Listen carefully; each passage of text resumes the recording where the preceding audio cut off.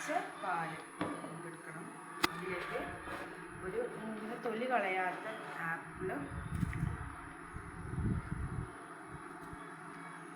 പിന്നെ നമ്മൾ സിയാസീഡ് വെള്ളത്തിൽ കുതിർക്കാൻ വെച്ചത് അത് കുറച്ച് ചേർത്ത് വെക്കാം. കുറച്ച് നമുക്ക് മുകളിലിടാനുള്ളതാണ്. പിന്നെ ഓപ്ഷണലാണ്, വേണമെങ്കിൽ ഇടാം. മധുരത്തിന് നമുക്ക് ഇതെല്ലാം ഹണി ചേർത്തെടുത്താലും മതി. ഈത്തപ്പഴം ഇട്ട് കൊടുക്കാം. നമുക്ക് നല്ലത് അടിച്ചെടുക്കട്ടോ. നമ്മളുണ്ടാകുന്നത് അടിച്ചെടുക്കണേ. ഇനി മറ്റേ നേരത്തെ മാറ്റി വെച്ച സൈസ് ഇട്ട് കൊടുക്കാം. ഇളക്കി വെക്കാം. ഇതാണ് നമ്മുടെ വെയിറ്റ് ലോസ് സ്മൂത്തി റെസിപ്പി. എല്ലാവരും ട്രൈ ചെയ്യുക, ലൈക്ക് ചെയ്യുക, ഷെയർ ചെയ്യുക, കമൻറ്റ് ചെയ്യുക. ഇത്രയേ ഉള്ളൂ ഗായ്സ്.